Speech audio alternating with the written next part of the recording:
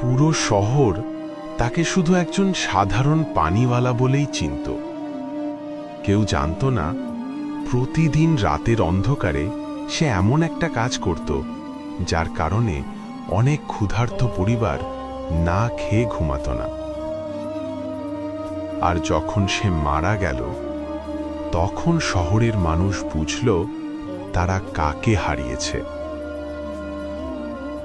একটা পুরনো শহরে থাকত সালিম নামের এক মানুষ। পেশায় সে ছিল পানিওয়ালা। সারাদিন কাঁধে চামড়ার মোশক নিয়ে সে মানুষের ঘরে ঘরে পানি পৌঁছে দিত। কাজটা ছিল কষ্টের, আয়ও ছিল খুব কম, কিন্তু সালিমের মুখে কখনো অভিযোগ শোনা যেত না। মানুষ তাকে দেখত সাধারণ চোখে। কারো দরজায় পানি দিয়ে একটু মজুরি নিত, আবার কারো বাড়িতে গরিব দেখে বিনা টাকাতেও পানি দিয়ে আসত। অনেকে ভাবত লোকটা খুবই সাদাসিধে, নিজের কষ্টই ঠিকমতো সামলাতে পারে না, অন্যকে আবার কি সাহায্য করবে। কিন্তু মানুষের চোখে সে যতই সাধারণ হোক, আল্লাহর কাছে সে ছিল অন্যরকম। প্রতিদিন দিনের কাজ শেষে সন্ধ্যার পর সবাই যখন নিজেদের ঘরে ঢুকে যেত, সালিম চুপচাপ বাড়ি ফিরে অল্প একটু বিশ্রাম নিত। তারপর রাত গভীর হলে সে একটা ছোট থলে হাতে বেরিয়ে যেত। থলেটার ভেতরে থাকত কিছু রুটি, কিছু খেজুর, কখনো একটু আটা, আর কখনো দু একটা মুদ্রা। সে শহরের গলির পর গলি পেরিয়ে যেত, কিন্তু কারো সঙ্গে কথা বলতো না। কেউ যেন তাকে চিনতে না পারে, সেজন্য মাথা নিচু করে হাঁটত।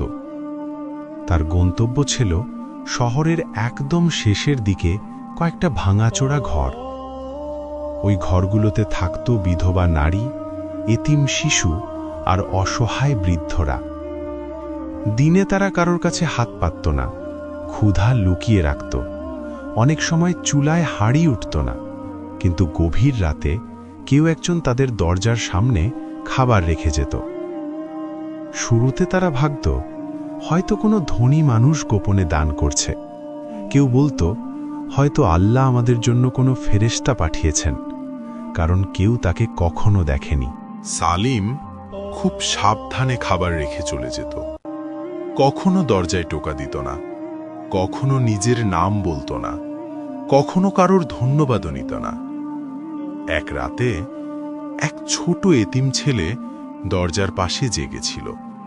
সে দেখল একটা মানুষ চুপচাপ একটা রুটির থলে রেখে চলে যাচ্ছে।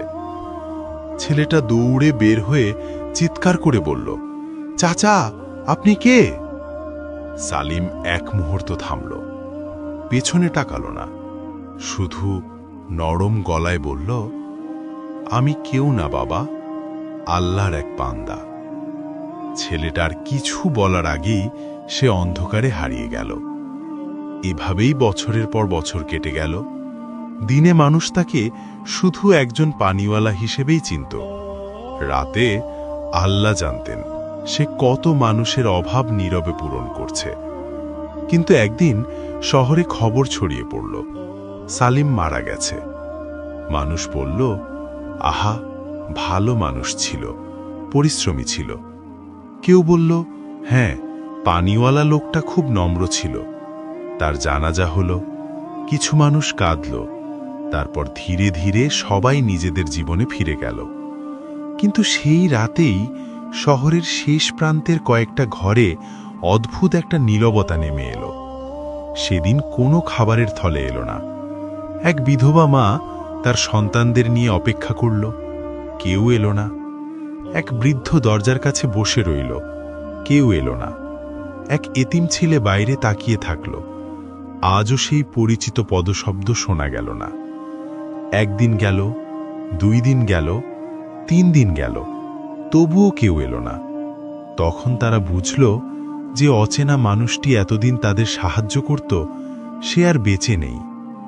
শহরের মানুষও ধীরে ধীরে খেয়াল করল, সালিমের মৃত্যুর পর থেকেই ওই গরিব পরিবারগুলোর দরজায় আর রাতের খাবার পৌঁছচ্ছে না। এবার সবাই অবাক। তারা একে অপরের দিকে তাকিয়ে বলল, তাহলে কি সালিমই ছিল সেই মানুষটা? কেউ বিশ্বাস করতে পারছিল না।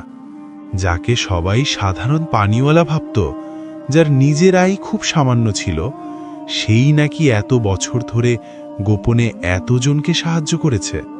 মানুষের চোখে পানি চলে এলো, কারণ তারা বুঝল বড় হওয়া সবসময় ধনী হওয়া নয়। অনেক সময় আল্লাহর কাছে সবচেয়ে বড় সেই মানুষ যে অল্প সামর্থ্য নিয়েও বেশি দয়া করে। এক বৃদ্ধ কাঁদতে কাঁদতে বললেন, সে আমাদের শুধু খাবার দেয়নি, সে আমাদের সম্মান বাঁচিয়ে রেখেছিল। দিনে কিছু না বলে রাতে দরজায় রেখে যেত, যাতে কাউকে লজ্জা পেতে না হয়। শহর যেন নতুন করে সালিমকে চিনল, কিন্তু তখন অনেক দেরি হয়ে গেছে। সে আর নেই, রয়ে গেছে শুধু তার আমল, তার গোপন দান আর মানুষের হৃদয়ে রেখে যাওয়া নিঃশব্দ ভালোবাসা। এই রকম ভিডিও দেখতে ভিডিওটি লাইক করে চ্যানেলটি সাবস্ক্রাইব করুন।